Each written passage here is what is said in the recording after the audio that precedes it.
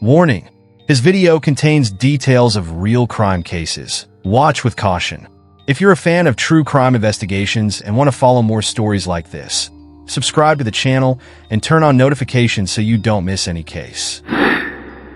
This might be one of the most twisted family dynamics you'll ever hear about. A grandson who seemed to love his grandmother so much that it turned deadly. You might think this is just about a simple family bond, but what happened behind closed doors was nothing short of disturbing.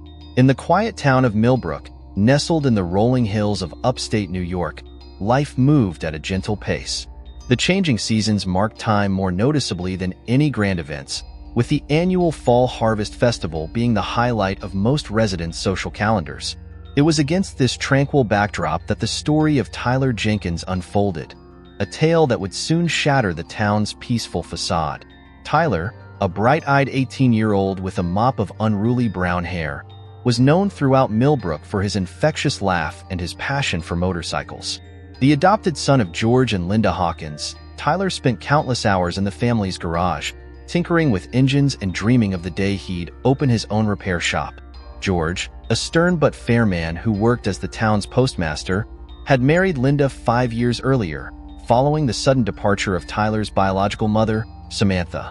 Linda, a retired elementary school teacher with silvery hair and kind eyes, had taken on the role of Tyler's mother figure with gusto, filling the void left by Samantha's abandonment. As the crisp autumn air settled over Millbrook in October 2023, Tyler was on the cusp of adulthood. He divided his time between his senior year classes at Millbrook High and his part-time job at the local diner. His weekends were devoted to his true love, restoring a vintage Harley-Davidson he'd bought with his savings. Tyler's friends often joked that he loved that bike more than any girl in town. But beneath the surface of Tyler's seemingly idyllic life, tensions simmered. His relationship with George had grown increasingly strained over the past year. Neighbors had overheard heated arguments emanating from the Hawkins residence, though the subject of these disputes remained a mystery to most. Linda, ever the peacemaker, often found herself caught between her husband and her stepson. She doted on Tyler, perhaps to compensate for the loss of his biological mother. This attention didn't go unnoticed by the townspeople, who sometimes whispered about the unusual closeness between the two. As October wore on, Tyler spoke excitedly about his plans for the future. He'd been accepted to a prestigious mechanics program in Boston and was eagerly anticipating the move to the big city. His eyes sparkled when he talked about finally escaping the confines of small-town life and making a name for himself in the automotive world. Yet, even as Tyler made plans for his bright future, a shadow loomed over him. He'd grown quieter in recent weeks, his usual exuberance dimmed by some unspoken worry. His best friend, Jake, noticed the change but couldn't get Tyler to open up about what was bothering him. Little did anyone know that Tyler was carrying a burden, a secret that would soon plunge the entire town of Millbrook into a nightmare. As the days grew shorter and the nights cooler, fate was setting the stage for a tragedy that would forever change the lives of the Hawkins family and the quiet community they called home. The morning of October 28, 2023, dawned cold and gray, a fitting backdrop for the dark events about to unfold. As Millbrook stirred to life, no one could have predicted that this ordinary autumn day would mark the beginning of a mystery that would shock the nation and leave an indelible mark on the small town's history. The morning of October 28, 2023, began like any other in the Hawkins household. George, an early riser, was the first to notice something amiss. The usual sounds of Tyler's motorcycle revving up in the garage were conspicuously absent. Concern creeping into his voice, George called out to Linda, "Have you seen Tyler? He's usually out tinkering with that bike of his by now." Linda, still in her robe, shook her head. "Maybe he overslept. You know how teenagers are," she said, but her furrowed brow betrayed her unease. It wasn't like Tyler to break his routine. As the minutes ticked by and Tyler failed to appear for breakfast, George's worry turned to alarm. He decided to check the garage, Tyler's sanctuary and second home. The door was slightly ajar, unusual for the security-conscious teen who treated his tools and projects with reverence. George pushed the door open, the hinges creaking ominously in the morning stillness. The sight that greeted him would be forever seared into his memory. There, sprawled on the oil-stained concrete floor, lay Tyler. His lifeless eyes stared blankly at the ceiling, a pool of crimson spreading beneath his head like a macabre halo. Next to Tyler's body, a blood-spattered wrench lay discarded, the tool he had used countless times to bring machines to life, now the instrument of his demise. The irony was as cruel as it was apparent. George's anguished cry shattered the quiet neighborhood. Linda, hearing the commotion, rushed to the garage. Her scream joined George's, a duet of horror and disbelief that brought neighbors running from their homes. Within minutes, the tranquil street was transformed into a chaotic scene. Police sirens wailed in the distance, growing louder as they approached. Officer Sarah Martinez, a 15-year veteran of the Millbrook Police Department, was the first to arrive. She quickly secured the area, her trained eyes taking in every detail of the grisly scene. As curious onlookers gathered, held back by hastily erected police tape, Detective James Cooper arrived.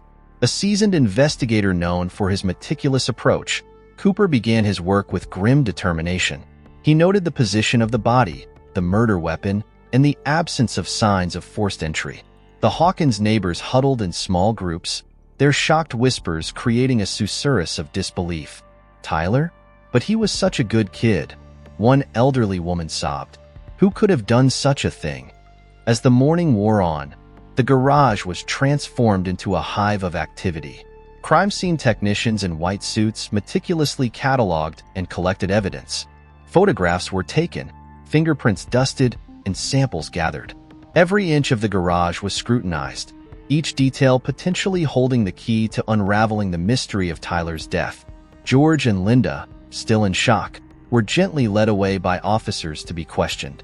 Their grief was palpable, their confusion evident in their tear-stained faces and trembling hands. As news of the murder spread through Millbrook like wildfire, the town's sense of security was shattered. Doors that had once been left unlocked were now bolted shut. Parents held their children closer. The idyllic facade of small-town life had been irreparably cracked, revealing the darkness that could lurk even in the most unexpected places. By nightfall, as the police lights continued to flash in the gathering darkness, one question echoed through the stunned community. Who could have wanted Tyler Jenkins dead, and why? As dawn broke on October 29th, the day after Tyler's body was discovered, Detective James Cooper sat at his desk, surrounded by crime scene photos and preliminary reports. The brutal murder of the young mechanic had shaken Millbrook to its core, and Cooper knew the pressure was on to solve the case quickly. The detective's first move was to delve into Tyler's immediate circle. George and Linda Hawkins, still reeling from the shock, were brought in for questioning. Their initial interviews painted a picture of a loving, if sometimes tense, family dynamic. George, his voice hoarse from grief, recounted his last interaction with Tyler. "We argued about his plans to move to Boston," he admitted, his eyes downcast. "I wanted him to stay, work at the local garage. I never thought." His voice trailed off, choked with emotion. Linda's interview, however, raised the first red flag. Her account of her relationship with Tyler seemed oddly guarded. Detective Cooper noted her nervous mannerisms, the way she fidgeted with her wedding ring, her eyes darting around the room. "There's more here," Cooper muttered to himself as he reviewed his notes. As the investigation progressed, Cooper and his team began piecing together a more complex picture of Tyler's life. They discovered that the teenager had been withdrawing large sums of money from his savings account in the weeks leading up to his death. What was he planning? Or was he being blackmailed? Tyler's best friend, Jake Peterson, provided another crucial piece of the puzzle.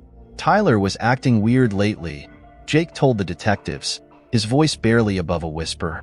He said he had a big secret, something that could tear his family apart, but he wouldn't tell me what it was. This revelation led Cooper to dig deeper into the Hawkins family history. He uncovered that Linda had been married twice before George, with her second husband, a man named Frank Sullivan, having died under mysterious circumstances in 2018. The case had been ruled an accident, but Cooper's instincts told him there might be a connection. Meanwhile, the forensics team made a startling discovery. The DNA found under Tyler's fingernails didn't match George or any other male in the database. It was female, and while they couldn't confirm it yet, Initial analysis suggested a familial match to Tyler. As Cooper pondered this new information, an anonymous tip came in.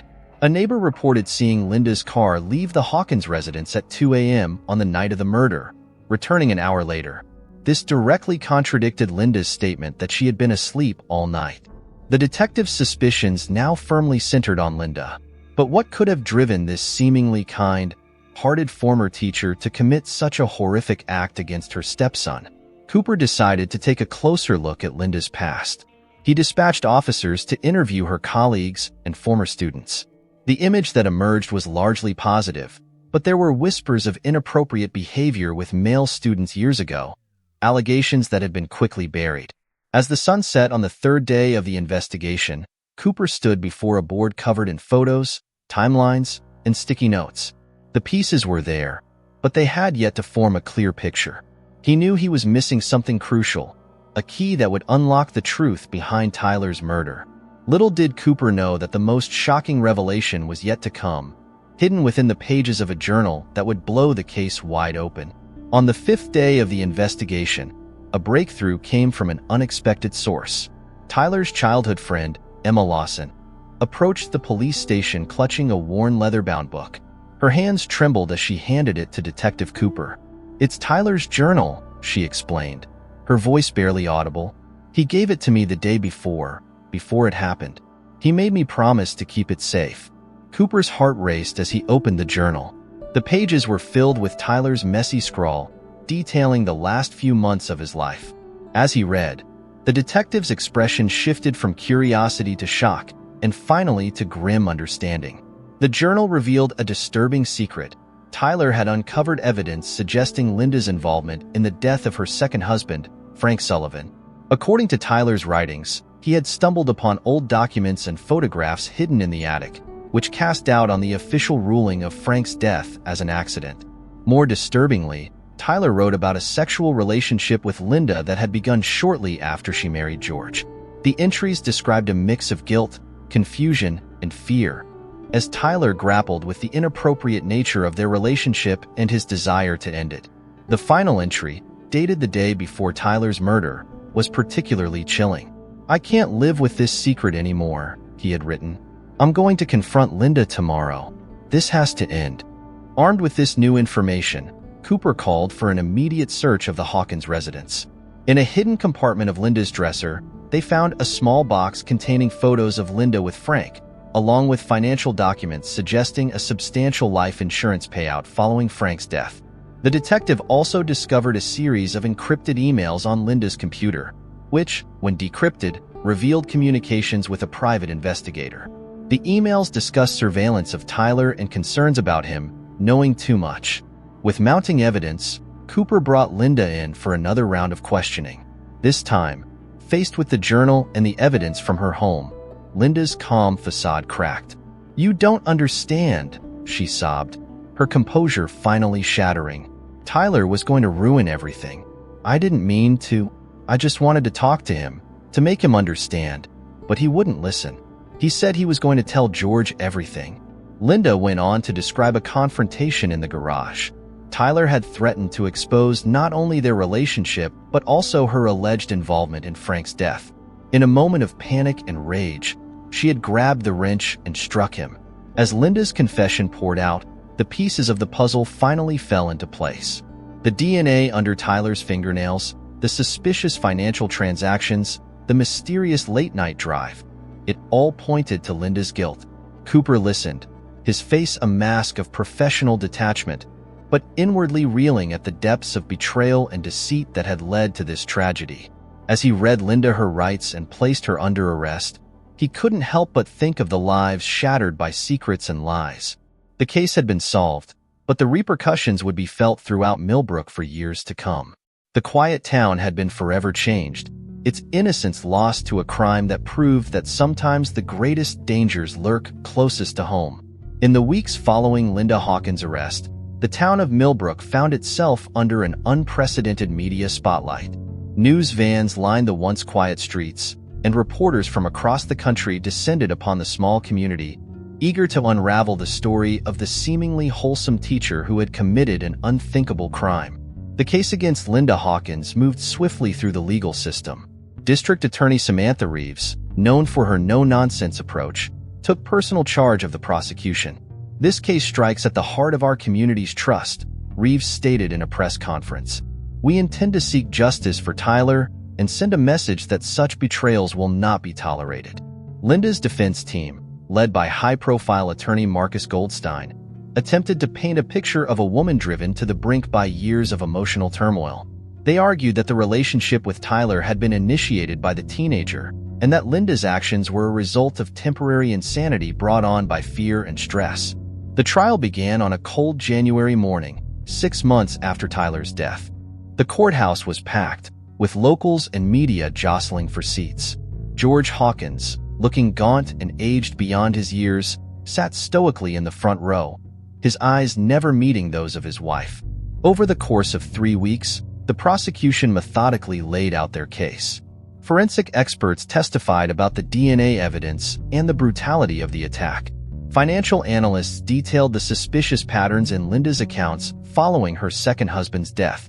But it was Tyler's journal, read aloud in court, that had the most profound impact. As Tyler's words echoed through the courtroom, describing his confusion, fear, and ultimate decision to end the inappropriate relationship, many jurors were visibly moved. The defense fought back, bringing in psychologists who testified to Linda's fragile mental state and arguing that Tyler's journal was unreliable and potentially fabricated. They portrayed Linda as a victim herself, manipulated by a troubled teen and then driven to a momentary lapse of judgment. In a surprising turn, Linda herself took the stand. Her testimony was a mix of remorse and justification. "I love Tyler," she said, her voice barely above a whisper. "I never meant for any of this to happen. I just lost control." After 4 days of deliberation, the jury returned with their verdict. Linda Hawkins was found guilty of second-degree murder. As the verdict was read, a collective gasp rippled through the courtroom. Linda collapsed in tears, while George sat motionless, his face a mask of grief and betrayal.